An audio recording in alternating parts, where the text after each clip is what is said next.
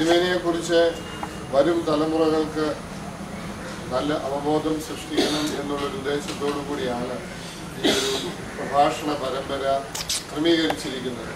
സാധാരണ പ്രസംഗങ്ങളിൽ നിന്ന് വളരെ വ്യത്യസ്തമായിട്ട് താല്പര്യമുള്ളവർക്ക് പഠിക്കത്തക്കവണ്ണമാണ് ഈ പദ്ധതി ക്രമീകരിച്ചിരിക്കുന്നത്.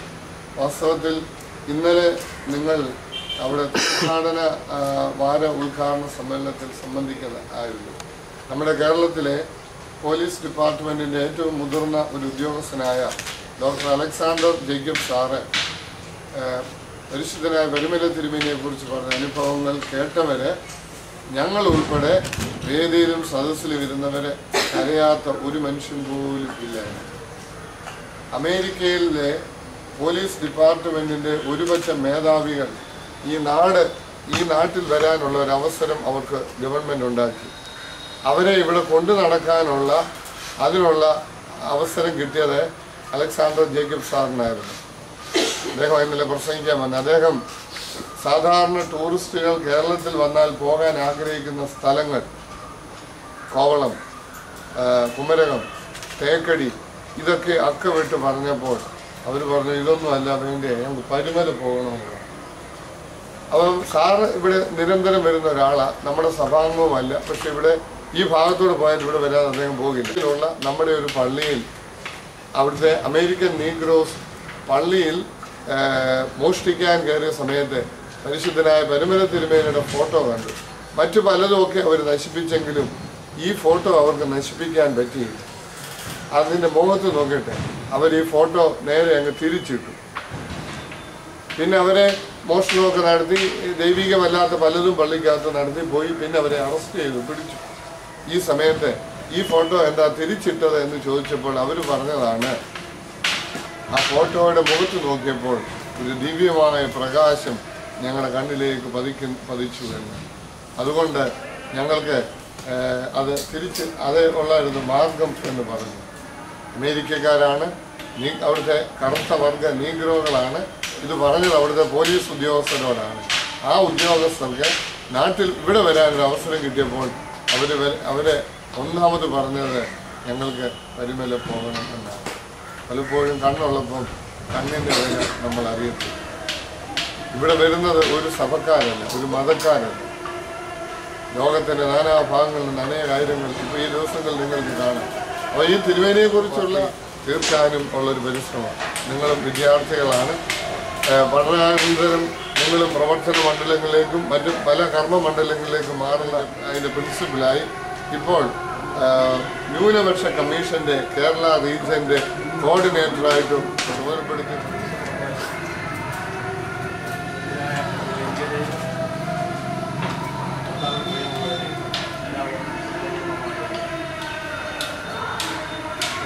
പരിമല തിരുമേനിയുടെ ഈ വർഷം പുതുതായി തുടങ്ങിയിരിക്കുന്ന ഒരു പ്രത്യേക പരിപാടിയാണ്. ഇന്ന് തിരുമേനിയുടെ സൂചിപ്പിച്ചതുപോലെ എല്ലാ ദിവസങ്ങളിലും തിരുമേനിയെ അനുസ്മരിച്ചുകൊണ്ടുള്ള ഒരു പ്രഭാഷണം നടത്തുക എന്നുള്ളത്. ഈ പ്രഭാഷണ പരമ്പരയുടെ ആദ്യത്തെ ദിവസം പരിശുദ്ധ പരിമല തിരുമേനിയുടെ ആദ്യകാല വസതിയുടെ മുമ്പിൽ നിന്നുകൊണ്ട്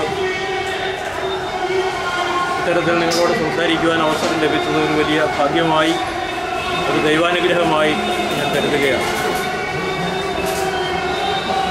തിരുമേനിയുടെ പരാമർശിച്ചതുപോലെ പരിശുദ്ധനായ പരിമല തിരുമേനി ലോകത്തൊട്ടാകെ നാനാജാതി മതസ്ഥരായ ആളുകളാൽ അംഗീകരിക്കപ്പെടുകയും ആദരിക്കപ്പെടുകയും ചെയ്തുകൊണ്ടിരിക്കുകയാണ്.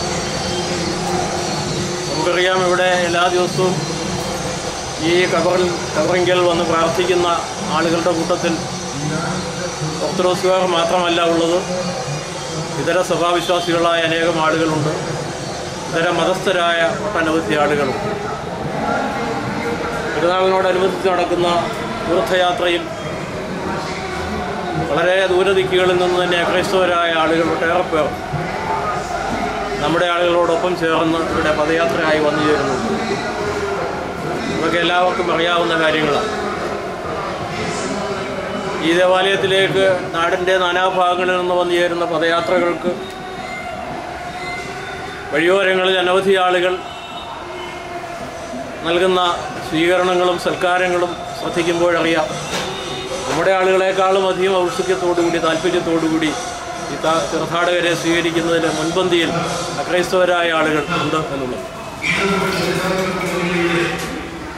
പക്ഷേ ഓർത്തഡോക്സുകാരായ നമ്മൾ കരുതുന്നതിനേക്കാളും അധികം പരിമല തിരുമേനിയെക്കുറിച്ച് ആദരവും ആരാധനയും വിശ്വാസവും ക്രൈസ്തവരായ ആളുകൾക്കുണ്ട് എന്നുള്ളത് ഒരു പരമമായ സത്യമാണ്, ഒരു യാഥാർത്ഥ്യമാണ്.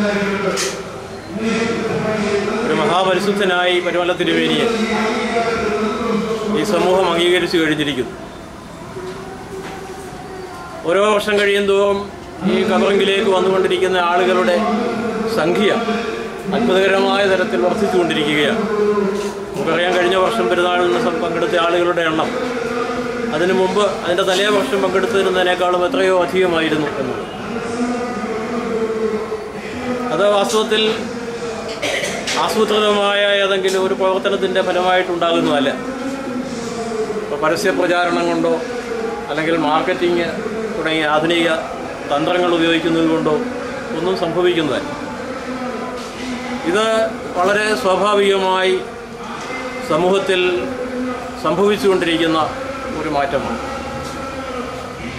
കൂടുതൽ ആളുകൾ തിരുമേനിയുടെ വിശുദ്ധിയുടെ മഹത്വം തിരിച്ചറിയുകയും ആ വിശുദ്ധൻ്റെ സന്നിധാനത്തിലേക്ക് സ്വയമേവ വന്നു ചേരുകയും ചെയ്യുന്നു. അത്തരത്തിലുള്ള ഒരു മഹാപരിശുദ്ധൻ്റെ മഹത്വത്തിൻ്റെ നിദാനം എന്താണ് എന്ന് പുതിയ തലമുറയിൽപ്പെടുന്നവർക്ക് പകർന്നു കൊടുക്കാൻ വേണ്ടിയുള്ള ഒരു യജ്ഞമാണ് ഈ ദിവസങ്ങളിലൊക്കെ നമ്മളിവിടെ നടത്തുന്നത്. ഇവിടെ എൻ്റെ വാക്കുകൾ കേൾക്കാനായിട്ട് വന്നിരിക്കുന്നതിൽ ഭൂരിപക്ഷവും വിദ്യാർത്ഥികളാണ് എന്നുള്ളത് എനിക്ക് വളരെ സന്തോഷകരമാണ്, ഒരു അധ്യാപകൻ ആയിരുന്നതുകൊണ്ട്. കാരണം വിദ്യാർത്ഥികളോട് സംസാരിക്കുന്നതാണ് കൂടുതൽ സുഖകരമായ ഒരു ഏർപ്പാട്. മുതിർന്നവരോട് സംസാരിക്കുന്നതിനേക്കാൾ അത് കൂടുതൽ പ്രയോജനപ്രദമാണ് എന്നുള്ളതാണ്. അത് കുട്ടികളോട് സംസാരിക്കുമ്പോൾ അധ്യാപകർക്ക് ലഭിക്കുന്ന ഒരു വലിയ ശക്തിയുണ്ട്. അത് കുട്ടികളുടെ മുഖത്തേക്ക് നോക്കുമ്പോൾ അവരുടെ കണ്ണുകളിൽ തെളിയുന്ന ജിജ്ഞാസയാണ്. ആ ജിജ്ഞാസയുടെ തിളക്കം അവരുടെ കണ്ണുകളിൽ കണ്ടുകൊണ്ടാണ് അധ്യാപകർ ജീവിക്കുന്നത്. അതുകൊണ്ടാണ് ഈ അധ്യാപകർക്കൊന്നും വാർദ്ധക്യം ബാധിക്കാത്തത്. അപ്പോൾ അവരൊന്നും ഇങ്ങനെ നിത്യയൗവനത്തിൽ കഴിയുന്നതിൻ്റെ ഒരു കാരണം ഇതാണ്. അവരെപ്പോഴും നോക്കുമ്പോൾ കുട്ടികളുടെ ഈ ജിജ്ഞാസയുടെ തിളക്കമുള്ള കണ്ണുകളാണ് മുൻപിൽ കാണുന്നത്. അത്തരത്തിലുള്ള കണ്ണുകളിലേക്ക് നോക്കിക്കൊണ്ട് പരിശുദ്ധനായ പരിമല തിരുമേനിയെക്കുറിച്ച് കുറച്ച് സമയം സംസാരിക്കുവാൻ സാധിച്ചതൊരു വലിയ ഭാഗ്യമായിട്ട് ഞാൻ കരുതുകയാണ്. പരിശുദ്ധനായ പരിമല തിരുമേനി ഓർത്തഡോക്സ് സഭയിലെ ഒരു മെത്രാപ്പൊലീത്തയായിരുന്നു. നിരണം ഭദ്രാസനത്തിൻ്റെയും കുംഭകോൺ ഭദ്രാസനത്തിൻ്റെയും കൊല്ലം ഭദ്രാസനത്തിൻ്റെയും മെത്രാപ്പൊലീത്തയായിരുന്നു എന്നുള്ളത് ഈ ചരിത്രത്തിൽ നിന്ന് നിങ്ങൾക്ക് മനസ്സിലാക്കാൻ സാധിച്ചിട്ടുണ്ടായിരിക്കും. പക്ഷേ അങ്ങനെ ചില ഭദ്രാസനങ്ങളുടെ മെത്രാപ്പൊലീത്ത ആയിരുന്നു എന്നതുകൊണ്ടല്ല നമ്മളിന്ന് ഇവിടെ നിന്ന് പരിശുദ്ധ പരിമല തിരുമേനിയെ അനുസ്മരിക്കുന്നു. തിരുമേനിയായിരുന്നു എന്നൊരിക്കലും തിരുമേനിമാർക്ക് സാധാരണയുള്ള എല്ലാ സൗകര്യങ്ങളോടും കൂടി അരമനകളിൽ താമസിച്ചിരുന്നതുകൊണ്ടല്ല തിരുമേനിയെ നമ്മളിന്ന് അനുസ്മരിക്കുന്നു. തീർച്ചയായും തിരുമേനിയുടെ ഒരു അരമനയുടെ മുമ്പിലാണ് നമ്മളിവിടെ കൂടിയിരിക്കുന്നത്. ഈ അരമനയുടെ വലിപ്പവും അതിൻ്റെ ആർഭാടവും ഒക്കെ ഇപ്പോഴുള്ളവർക്ക് കണ്ടാൽ വാസ്തവത്തിൽ അത്ഭുതം തോന്നും. അപ്പോൾ ഇത് അത്യുന്നത തിരുമേനി അത്തരത്തിലുള്ള ലാളിത്യത്തിൻ്റെ ഉടമയാണ് എന്നുള്ളത് കൊണ്ടാണ്, അത് സ്മരിച്ചുകൊണ്ട് തന്നെയാണ് ഞാൻ പറയുന്നത്. പരിമല തിരുമേനി ഇത്തരത്തിലുള്ള ലളിതമായ വളരെ പരിമിതമായ സാഹചര്യങ്ങളിൽ ജീവിച്ചിരുന്ന ഒരാളാണ്. അപ്പോൾ ഒരു ലൗകിക ദൃഷ്ടിയിൽ നോക്കിയാൽ ശ്രദ്ധേയമായിട്ടുള്ള നേട്ടങ്ങൾ കൈവരിച്ചിട്ടില്ലാത്ത ഒരാൾ. അദ്ദേഹം ഒരു സാധാരണക്കാരനെ പോലെ ജീവിച്ചു. ആ കാലത്ത് ഈ 3 ഭദ്രാസനങ്ങളുടെ ചുമതലയുണ്ട്. ഈ ഭദ്രാസനങ്ങളുടെ അതിർത്തികളിലെല്ലാം നിരന്തരം സഞ്ചരിച്ചിരുന്നു. അതിനപ്പുറത്ത് കോട്ടയത്തേക്കും കുന്നംകുളത്തേക്കും കേരളത്തിൻ്റെ ഉത്തരഭാഗങ്ങളിലേക്കും എല്ലാം നിരന്തരം സഞ്ചരിച്ചിരുന്നതാണ്. ചിലപ്പോൾ വള്ളത്തിലാണ്, ചിലപ്പോൾ കാളവണ്ടിയിലാണ്, ചിലപ്പോൾ പല്ലക്കിലാണ്, പലപ്പോഴും നടന്നാണ് സഞ്ചരിച്ചിട്ടുള്ളത്. പക്ഷെ തിരുമേനി എവിടെയെല്ലാം താൻ എത്തണമോ അവിടെയെല്ലാം എത്തിയിരുന്നു. നിരന്തരമായി ഇത്തരത്തിൽ ക്ലേശകരമായ യാത്രകൾ നടത്തിക്കൊണ്ടാണ് ജീവിച്ചത്. അങ്ങനെ ജീവിതത്തിൽ ഭൗതികമായ സുഖങ്ങളൊന്നും അനുഭവിക്കാതെ തികച്ചും ക്ലേശപൂർണമായ ഒരു ജീവിതം താമസിച്ചിരുന്നത് തന്നെ. എന്നാൽ ഈ പരുമലയിൽ വന്നു ചേരണമെങ്കിൽ, ഇങ്ങോട്ട് വരണമെങ്കിൽ ഒരു കടത്ത് കടക്കണം, തിരിച്ചെങ്ങോട്ടെങ്കിലും പോകണമെങ്കിൽ ഒരു കടത്ത് കടക്കണം. അപ്പോൾ അങ്ങനെ വളരെ ദുർഗമമായ ഒരു പ്രദേശത്ത് താമസിച്ചുകൊണ്ട് തൻ്റെ സാന്നിധ്യം എവിടെയൊക്കെ ആവശ്യമുണ്ടോ അവിടെയെല്ലാം ഓടിയെത്തുകയും എപ്പോഴും ജനങ്ങളുടെ ആവശ്യങ്ങൾ തിരിച്ചറിഞ്ഞ് അവർക്ക് വേണ്ടി ജീവിക്കുകയും ചെയ്തിരുന്ന ഒരു മഹാവ്യക്തിത്വമാണ്. അപ്പോൾ അത്തരത്തിൽ പരുമല തിരുമേനിയുടെ അത്തരത്തിലുള്ള ഒരു മെത്രാപ്പോലിത്തയുടെ ജീവിതത്തെ വളരെ വർഷങ്ങൾക്ക് ശേഷവും ആളുകൾ അനുസ്മരിക്കുന്നത് എന്തുകൊണ്ടാണ് എന്നുള്ളതാണ് നമ്മൾ ഈ അവസരത്തിൽ ഗൗരവമായി ചിന്തിക്കേണ്ടത്. അപ്പോൾ അവിടെ നമ്മളിവിടെ തിരുമേനിയെ ഒരു വിശുദ്ധനായി കരുതുകയാണ്. വിശുദ്ധനായി സഭ പ്രഖ്യാപിച്ചിട്ടുണ്ട്. പക്ഷേ പരുമല തിരുമേനിയെ സംബന്ധിച്ചിടത്തോളം സഭ തിരുമേനിയെ വിശുദ്ധനായി പ്രഖ്യാപിക്കുന്നതിന് മുമ്പ് തന്നെ ജനങ്ങൾ അദ്ദേഹത്തെ വിശുദ്ധനായി കരുതുകയും ആദരിക്കുകയും ഈ ഖബറിങ്കൽ വന്നിട്ട് മധ്യസ്ഥത യാചിക്കുകയും ചെയ്തുകൊണ്ടിരുന്നു. അതാണ് ആദ്യം സംഭവിച്ചത്. അതിനുശേഷമാണ് സഭ ഔദ്യോഗികമായിട്ട് പരുമല തിരുമേനിയെ ഒരു പരിശുദ്ധനായിട്ട് പ്രഖ്യാപിക്കുന്നത്. അത് തിരുമേനിയുടെ ജീവിതത്തിൻ്റെ ഏത് ഭാവമാണ് തിരുമേനിയെ ഒരു വിശുദ്ധനാക്കിയത് എന്നുള്ളത് സാധാരണക്കാരായ നമ്മളും അറിഞ്ഞിരിക്കേണ്ടതാണ്, മനസ്സിലാക്കിയിരിക്കേണ്ടതാണ്. കാരണം നമ്മളെല്ലാവരും വിശുദ്ധരുടെ പദവിയിലേക്ക് എത്തിച്ചേരുവാൻ അർഹതയുള്ളവരാണ് എന്നാണ് പുതിയ നിയമം നമ്മെ പഠിപ്പിക്കുന്നത്. ക്രിസ്തു എന്ന തലയോളം വളരുക എന്നതാണ് ക്രിസ്തുവിശ്വാസികൾക്ക് നൽകപ്പെട്ടിരിക്കുന്ന ആഹ്വാനം.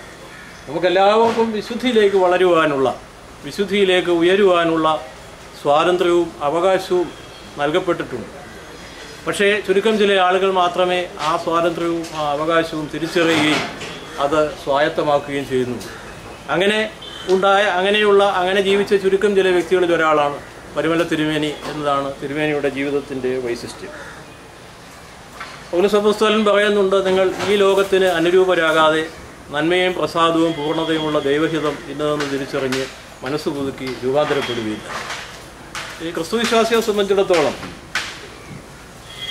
നമ്മൾ ഈ ലോകത്തിൽ ജീവിക്കുന്നവരാണ്. അതേസമയം പൗലോസ് അപ്പോസ്തലൻ പറയുന്നത് നിങ്ങൾ ഈ ലോകത്തിന് അനുരൂപരാകരുത് എന്നാണ്. പരുമല തിരുമേനിയുടെ ജീവിതത്തിന് വിശുദ്ധി നൽകിയത് തിരുമേനിയുടെ ജീവിതത്തിൽ ഈ ആത്മീയത അത്രയേറെ ശക്തമായിരുന്നതുകൊണ്ടാണ്. ആ ആത്മീയത എന്ന് പറയുന്നത് തിരുമേനിയുടെ ജീവിതത്തിൽ ഒരു യാഥാർത്ഥ്യമായി തീർന്നു.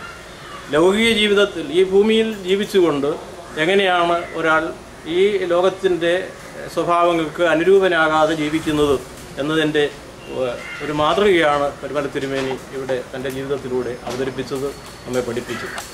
ഈ ലോകത്തിൽ ജീവിക്കുക, അതേസമയം തന്നെ നമ്മുടെ പൗരത്വം ഇവിടെ അല്ല എന്നാണ് അപ്പോസ്തലൻ പറയുന്നത്. നിങ്ങളുടെ പൗരത്വം എവിടെയാണെന്നാണ് പറയുന്നത്? സ്വർഗത്തിലാണ്, അല്ലേ? അപ്പോൾ നമ്മുടെ പൗരത്വം ഇവിടെയല്ല, അതേസമയം നമ്മൾ ജീവിക്കുന്നത് ഇവിടെയുമാണ്.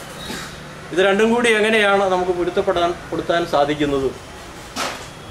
അത് പലപ്പോഴും ക്രിസ്തുവിശ്വാസികളുടെ മനസ്സിനെ അലട്ടുന്ന ഒരു പ്രശ്നമാണ്. ഗൗരവമായി അതിനെക്കുറിച്ച് ചിന്തിക്കുന്ന എല്ലാവരെയും അലട്ടുന്ന ഒരു പ്രശ്നമാണ്.